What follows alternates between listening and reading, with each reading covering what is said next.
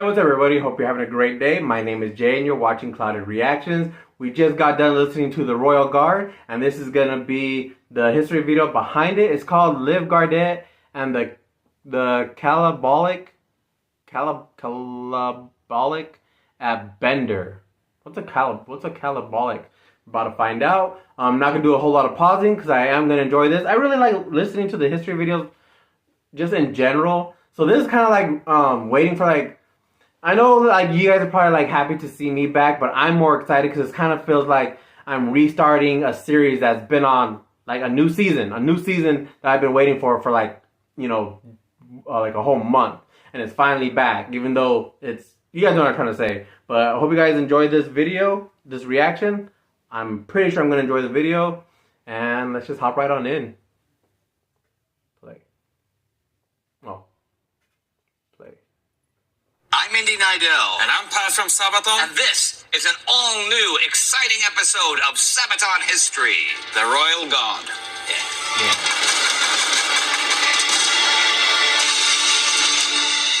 From the frozen north they came, fought for a founding father's claim. It was then their tale began. When Axel Roos lay on his deathbed at the old age of 81, no, not Axel Rose, Axel Eric Roos, and he died in 1765. When he did, he could look back on a lifetime of service for the Swedish crown. 16 times he had been wounded in battle, and doctors had extracted 9 bone fragments, 4 rifle bullets, and 2 pieces of shrapnel from his body.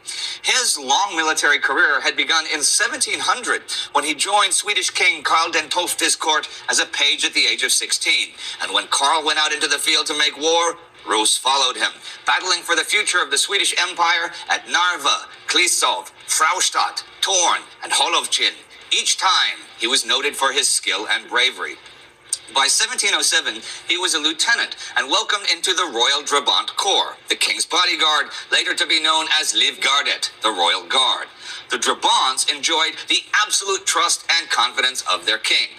At Poltava, Roos led a battalion of Swedish infantry into battle, hoping to reverse what was a hopeless outcome. Nearly the entire Drabant Corps fell in the gunsmoke that day. Roos himself was captured, but managed to escape and rejoin his defeated king when Karl withdrew into exile on Ottoman soil. By the winter of 1713, Karl and his Swedes had been guests of the Ottoman Sultan Ahmed III for nearly 3.5 years.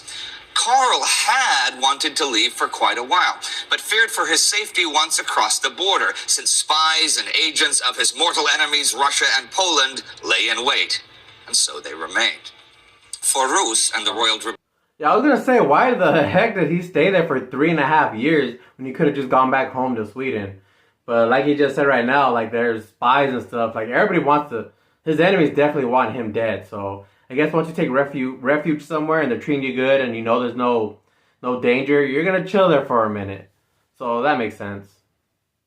Their compound became a second home, and over the years, tents became a permanent military compound. While their king lived in a large furnished brick house, the men spent their days in the coffee houses and shops of Bender with the locals. And with the Janissary stationed there, the Royal Guard of the Ottoman Sultan, the Drabants enjoyed an almost brotherly relationship. The Turkish soldiers admired and even revered the Swedish monarch, claiming that with a general like him, they could conquer the world. Ironhead, as Karl was known to them, was a brave, generous, and noble man who understood the hardships of the common soldiers. Yet, while the men enjoyed the extensive Muslim hospitality, both the local rulers and the high officials of the Sublime Porte grew weary of Karl's endless presence. Roos knew little of the politics and intrigues that surrounded them in their exile, but it became clear from the increasingly hostile atmosphere outside the camp that something was up. By 1713, the men were not allowed to visit Bender anymore, and those that did were even arrested. Then, on January 18th, by the order of the Saraskier, the Ottoman Minister of War, all food supplies were stopped and communications were cut. The Janissary Honor Guard was recalled, and all Moldovan merchants and handymen forced to leave. In their stead, a well-armed force of 4,000 Tartar warriors surrounded the camp. Wait, did I miss it? Did I miss something? Why did they start getting like not liking the Swedes being there, the army being there? They just said they just started kind of growing wary of them. But were they doing something? Were they causing trouble and they're like not putting up with it? Because they're in bars and stuff, chilling, just hanging around. So I would think if you're drinking all day, you probably get into some skirmishes. But they didn't really say why all of a sudden the Ottoman troops started kind of getting like a little, tired of them and stuff. But I don't know. Maybe I missed it. The Swedish Trilogy Part 3 episode, I talked about the siege and the action that follows this. But today, I'm going to go over it from Roos's perspective. The situation grew ever more volatile, and Roos and the Drabants built a makeshift palisade of wagons and barrels filled with dirt. At midday, February 1st, to the sound of trumpets, the thousands of Turks and Tartars marched towards the Swedish camp. 12 cannons and 2 small mortars were brought into position. But they were fired with a minimum charge of powder, and their rounds bounced harmlessly off the walls. It seemed like a sham attack. So when the Turks and Tartars moved forward towards the Swedish lines, the defenders only fired into the air. But this time it was the real deal, and the attackers did not stop. Surprised and overwhelmed by the sudden rush, the Swedes of the regular army surrendered without a fight. Enraged at this sight, Karl drew his sword and cried out, "Who still has the courage and loyalty in his breast shall follow me. We will fight pro aris et focis." He was left with only 40 men against a horde of thousands, yet among his men were 4 men of the Royal Guard, Roos, Karpelan, von Schammer, and Volberg. All drew their... So are those the 4 guys that are supposed to be represented in the video? He had 40 men with him, but of those 40, 4 of them were from his personal guard, which was Roos and these other 3 guys I didn't catch. But he keeps saying Roos a lot, so that one I remembered. So is that what they're portraying in the video, in the music video? These 4 main bodyguards? So those definitely more of them. Okay. But against 1,000? Holy crap. So what happened? Weapons and surrounded their king, willing to defend him to the last. It now became terrifyingly serious. Once the Turks and Tartars were inside the compound, they began plundering it. They soon broke into Karl's house through the windows. Insulted by this intrusion of his personal quarters, Karl charged forward, his royal guard at his heels. They clashed head-on with a group of Turks who began tearing at the king's clothes. See, the Saraskier had promised the men who brought Karl back to him alive a large sum of gold. Proof would be his coat. You see? Yeah. The royal guard threw themselves against the enemy. A pistol discharged right by the king's face, burning and blackening part of his face. Roos threw himself over the king, trying to shield him with his body, while the others cut down the enemy. Together, they dragged their king back to the house.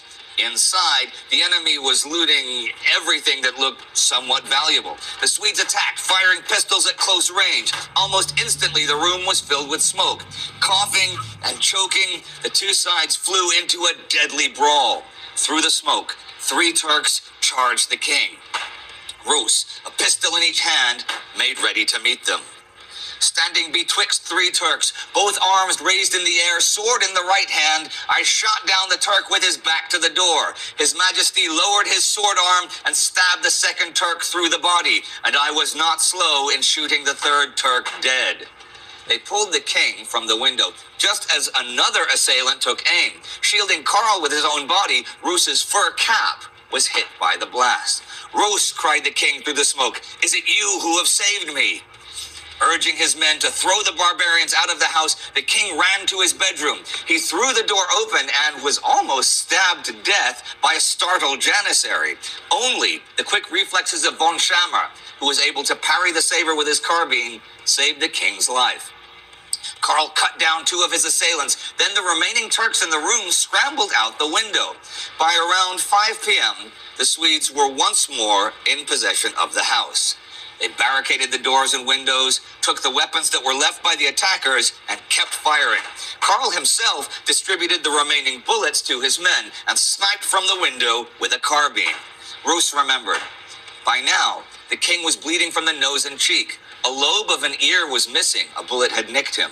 Left hand was badly sliced between thumb and forefinger. Had warded off a Turkish sword by grasping the enemy blade barehanded.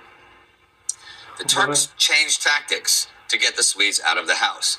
They rolled burning bales of straw against it and shot fire arrows into the thatch roof. Karl, with Roos and Volberg, ran up the stairs into the attic.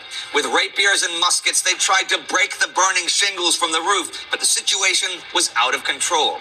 Back on the ground floor again, the king asked for a drink, but water was long gone.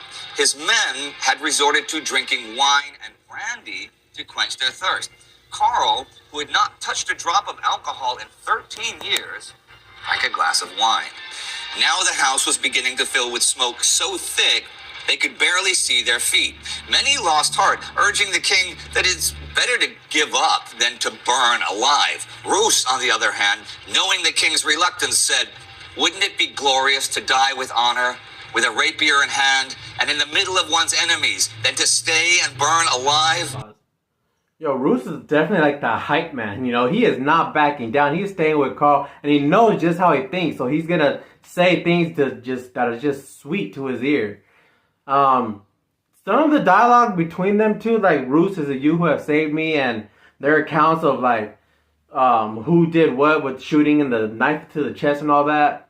Wonder how accurate that is. You know, like, is there some kind of like?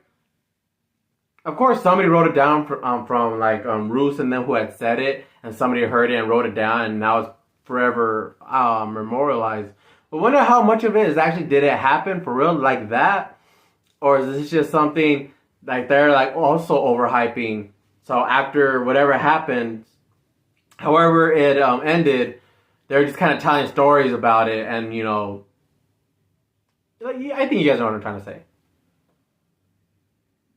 Karl is said to have immediately praised his royal guard for their bravery and promoted Roos on the spot. As the roof began to collapse, they pushed the main door open. Each man fired his pistols towards the attackers before drawing his saber. In his tent, the Seraskier received Karl with all the politeness and apologies he could muster. It was, of course, all a misunderstanding that had led to the fight and the tragic, unnecessary death of men.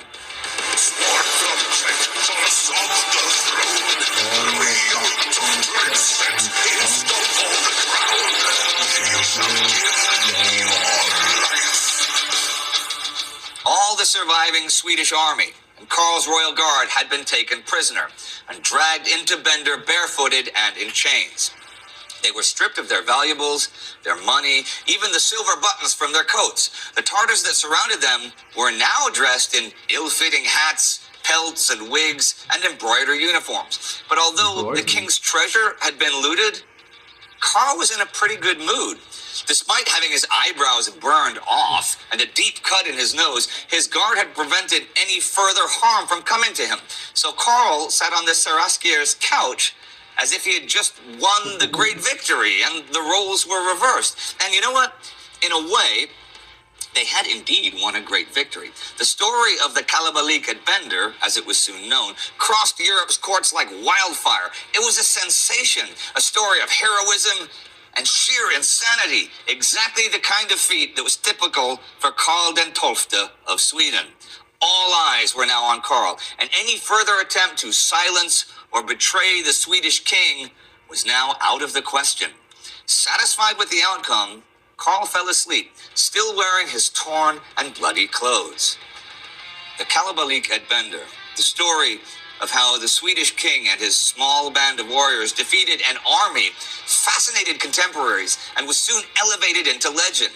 The pressure of international diplomacy soon got the Swedish soldiers released, and Karl eventually made his journey back to Swedish soil. Roos and the Drabants remained by their king's side, and their ranks were slowly filled as war beckoned once again.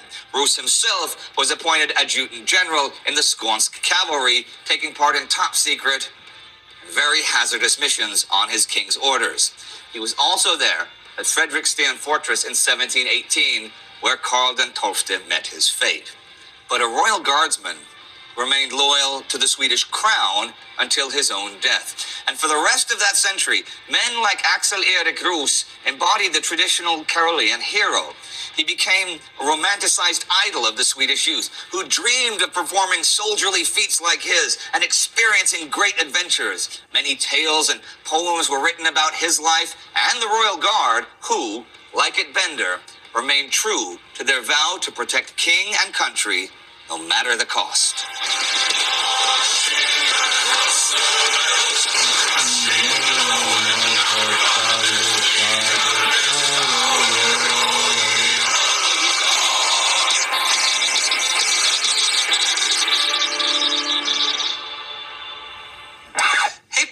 I can't help but notice your tri-corner hat and the glass of wine there. Now, these are symbols that we've seen in your recent videos, and you did 2 videos for what is in essence the same thing, but it's not the same thing, because they're different songs, but it's the Royal Guard and Livgardet, which we've now done episodes about both of them. Can you tell us about how that ties together and how... Yeah, of course. I mean, musically the song ties together. Yeah. Obviously, they are represented in the 2 different languages, Swedish and English. Yeah. And the story tells very much about the Swedish Livgardet or the Royal Guard going through. However, the music videos is tied more than a lot of people could imagine. I mean, we made 2 videos for them. One, where for the Swedish song Livgardet, when we were sitting and having a lot of glasses of wine. I have to say, this is one of my favorite of all Sabaton. Pause. Is this spoilers? Was I supposed to watch the other video first? Was I supposed to watch Livgardet first and then the Royal Guard? Does it matter? I don't know. Oh well. Sabaton videos throughout ever Sabaton videos. First time I saw this, I loved this. And I can say it was one of the most fun to create because we get to eat and drink a lot. Yeah. So that's not so common. Normally we get dirty and we get to, dig in dirt and or Bismarck. He's standing on the freeze. Oh yeah, we were in the desert for days. God. We were in the desert as well. But for Livgardet we were eating and drinking. And we enjoyed that. But actually the timeline is opposite. So, first of all, in the timeline, Kairos, the skirmish at Bender, where we are filming for the song The Royal Guard, and we are fighting to defend the imaginary king in kind of a imaginary Bender version. Right. And we get all bloody and stuff. Yeah. And then we are going to the castle to eat and plan for future conquests and defenses of the country of Sweden. Yes. Wow. I never watched them back to back like that and stuff. So if somebody watches them back to back, would you suggest they watch Royal Guard first? Yes. Then? That's kind of cool. So remember that. So now you've got homework. A complete side note that I just got reminded of. In an interview I did recently, there was a question. The question from me is, name something that you've done in life that you will never do again. And my immediate answer was, go to the Sahara Desert with Sabaton. Oh. Because I will never do that. I love you guys. I love the music. But come on. I mean, I'm glad I did it. I'm glad we had that trip. And yeah, I enjoyed the video, and like Mehdi's really cool, and the guys, the people we were working with were cool, but the Sahara itself, it's not cool. It's super hot. Yeah. But I did enjoy it. No, I mean every single thing there wants to kill you. The heat wants to kill you. The sand wants to kill you. The bugs want to kill you. It's fun turning the light off in your tent. Cars want to kill you. So, but it's fun, turning the light off in my little tent thing. I'm like counting to 10 and then turning it on, and there's 100 things on the floor, and all of them are poisonous. Yeah, you know how it is to come home when you are like maybe a kid and you want to look under the bed and look for the monsters under the bed, and you have a flashlight, and then you turn on the flashlight under the bed, and there is no monsters. There is no monsters. Yeah. Then you go to the Sahara Desert and you live in a tent, and you look under your bed, and you think that, is there a monster there? And you look there, and there is a monster. There is nothing but monsters. You're like, wow, is that a scorpion? Is that a flying scorpion? Is that a flying scorpion under my bed? What are the odds? Flying scorpion? Yeah. Nope. No, but I mean, I'm glad we did it, and I'm proud of what we did, but I'm not doing it again. So, well, I say that now. You say that now. We have the plan for the return of... For the return of Lawrence of Arabia. No, but, I mean, that's a different video and stuff. But I know we're getting sidetracked because I wanted to ask you about this. Whose idea and when did the idea come to do both the Swedish and the English and to do this again? I mean, you did a whole album like that, but you haven't exactly repeated that since then. No, that's true. I mean, it came very natural. I mean, are we doing a song about Swedish history? We are doing it in Swedish, and obviously we are doing it in English as well because we want to cover so that everybody can follow. Yeah. So that was it. But and that's also pretty much the answer to everybody else is asking, when will you do another song about Swedish? We will do it when we have Swedish history next time. Okay. Well, and that note about Swedish history, why don't we say goodbye for today's Sabaton History Channel episode. Say goodbye, Per. Goodbye, everybody, and see you soon again. We will see you soon again. We won't be seeing you every week, but we will see you soon again. So do not forget to subscribe and click that little bell thing so you know when new episodes of Sabaton History come out, because there will be plenty more.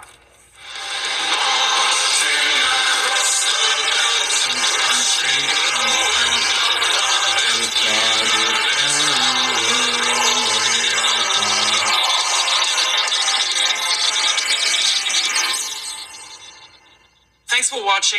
Thanks for subscribing. Please remember to click that little bell so that you get updates and notifications once we release new episodes. Jak się masz? Thanks so much. What does that mean? See you next time? Well, at least I kind of know what the next song's going to be about. They're more... Even though he's saying that they're singing about the same thing in Live Gardette, it's more about planning a future conquest. So I'm going to remember that next time as I watch the next song, which will probably be, I don't know, I'm probably going to react to it today actually because it's my day off. Feels good. What I did was with my schedule, I actually changed it so that way, even though I'm working at 2 jobs, I want days where I'm working 2 jobs back to back. That way there's certain other days where I have no job and it's an actual day off compared to working every day and maybe 2 or 3 days I'm only working 1 job. No, I'd rather work 1 day, 2 jobs back to back so I can have a full day of just pure rest. So hope you guys enjoyed the reaction. I certainly enjoyed the video. And yeah, I'm gonna hop into Live Gardette next. Hope to see you guys there. I gotta remember to stop talking so fast. I'm just so excited to be back. Anyways, wash you guys' hands because COVID keeps coming back and forth. Tell somebody you love them, and I'll catch you on the next one.